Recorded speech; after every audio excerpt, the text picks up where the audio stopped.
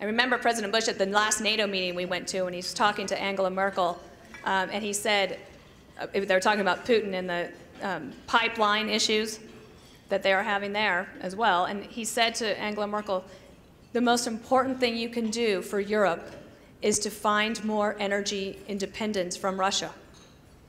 And actually, I was thinking about that today as I was getting ready for this, because at the core of everything we are talking about in our country and in this election, although not on the front pages of the news and not asked by any reporter that I know, but it is the energy issues that are the backbone of our country, from all the way from freedom to jobs to the way that we enjoy our lives. Look, I'm just going to be real frank with you guys for a second.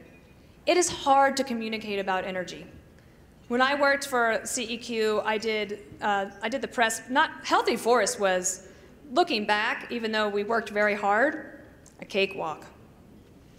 When we were dealing with News Source Review, we were attacked on mountaintop mining, arsenic in the water, any sort of drilling. The New York Times, Felicity Behringer, she used to have a front page story every Sunday, hitting us up one side and down the other. And now, I don't think outside of this room you could find anybody in the United States that could name the Secretary of Interior. Michael Barone, who's the famous political consultant, he's an amazing writer and columnist. One time he heard me complaining in the green room about media bias, and he said, "You're just going to have to stop looking for fairness because you're never going to get it." So that means that in the energy world in particular, you have to work harder. In some ways, they make you want to throw up your hands in despair and think, oh, forget it then. Let them sit in the dark.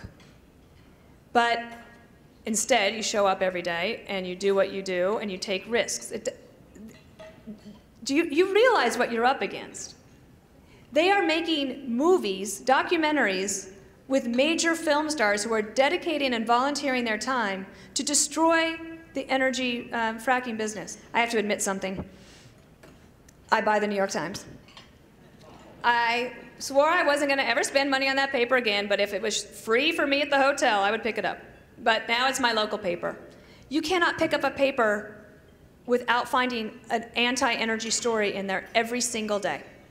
And even if Governor Cuomo tries, if it's one step forward for him and 3 steps back, he still gets dinged.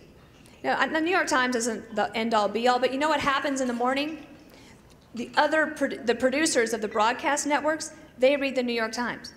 And then they pass it on, and then that gets back to Hollywood, and then there's this vicious cycle, and it's very hard to get out of.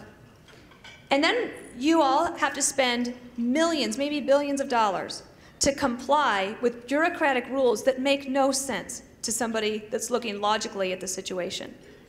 But you comply. You rarely complain, at least not loudly. But I would encourage you tonight to think about how you could speak up more. It's not easy when you think about having the full weight of the government come down on you because you had the courage of your convictions to explain why the lack of a comprehensive energy policy in the United States is hurting our competitiveness overseas. But you have an opportunity right now. Every once in a while, every 4 months, maybe every 6 months, people look and say, wait a second. We've been hearing about energy independence since the 1970s. We don't feel closer to it. What does independence mean? That doesn't mean that we wouldn't have any trade overseas, but what could we do here right now? And in some ways, you have to talk around the media, maybe in many ways. I'm going to be blunt with you on something else. These energy voter commercials that I keep seeing, they make no sense. So you get a 15-second commercial. Hi, I'm Dana Perino, and I'm an energy voter. Dun, dun, dun, nice music, and it's gone. And I keep thinking, what does that mean? What does it mean to be an energy voter? Folks, nobody can articulate it themselves.